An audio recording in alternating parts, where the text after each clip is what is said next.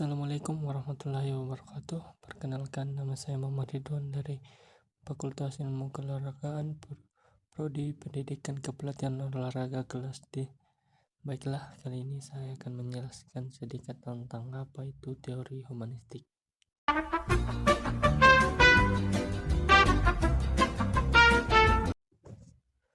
Sebelum melangkah lebih jauh, mengenal dan membahas tentang teori humanistik, kita harus mengenal apa sih itu teori humanistik.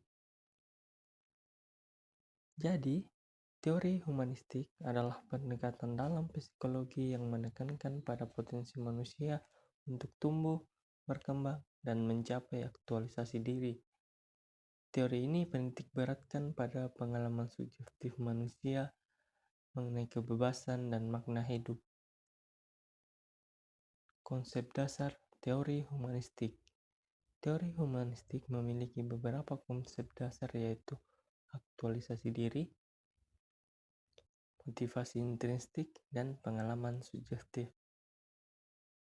Aktualisasi diri merujuk pada keinginan untuk berubah menjadi versi yang terbaik, sedangkan motivasi intrinsik adalah dorongan untuk berubah atau melakukan sesuatu tanpa mengharapkan imbalan. Yang ketiga, pengalaman subjektif. Pengalaman subjektif adalah cara manusia merasakan dan mengimplementasikan dunia. Tokoh-tokoh utama dalam teori humanistik. Ada beberapa tokoh-tokoh utama yang kita kenal dalam teori humanistik seperti Carl Rogers, Abraham Maslow, dan Viktor Frankl.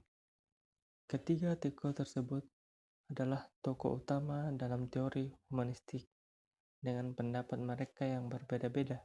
Dengan Carl Rogers, dengan terapi yang berpusat pada klien, menekankan pada empati, penerimaan tanpa syarat, dan keaslian. Ataukah Abraham Maslow dengan hierarki kebutuhan yang menggambarkan kebutuhan manusia dari dasar hingga puncak aktualisasi diri. Ataukah Viktor Frankl dengan logoterapi menerapkan pada makna hidup dan pencarian makna hidup dalam penderitaan. Setelah membahas tentang tokoh-tokoh dalam teori humanistik, sekarang kita akan masuk ke materi selanjutnya, yaitu prinsip-prinsip utama teori humanistik. Prinsip-prinsip utama teori humanistik meliputi: yang pertama, fokus pada individu. Yang mana fokus pada individu ini bermaksud adalah untuk menekankan pada pengalaman perspektif individu itu sendiri.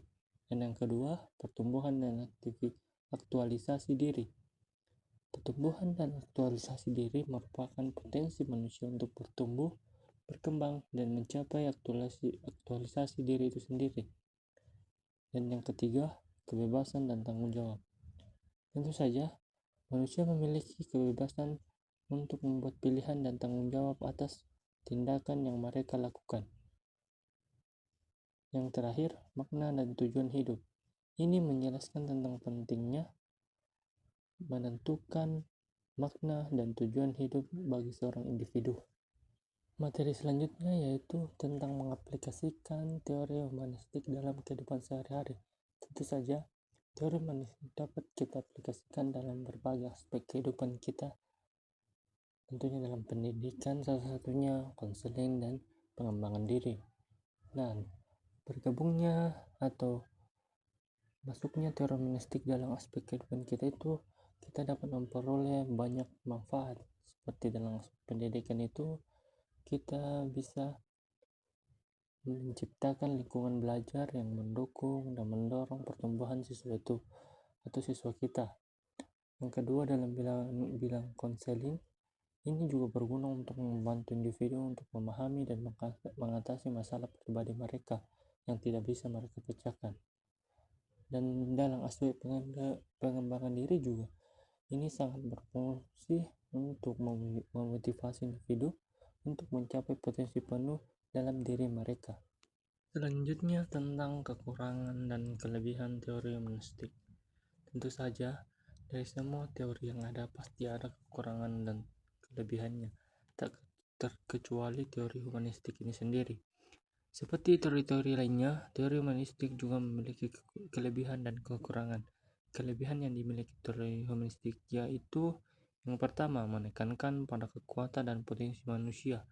Yang kedua, mendorong individu untuk bertanggung jawab atas kehidupan mereka sendiri. Sedangkan kekurangannya yaitu yang pertama, kesulitan dalam pengukuran dan penilaian objektif. Yang kedua, potensi bias terhadap pengalaman subjektif. Selanjutnya kita akan membahas tentang perbandingan teori humanistik dengan teori-teori lainnya. Setelah melihat dan membandingkan teori-teori lainnya, saya menyimpulkan bahwa teori-teori ini memiliki karakteristiknya masing-masing serta ciri-ciri yang berbeda-beda. Seperti yang pertama itu behavioristik.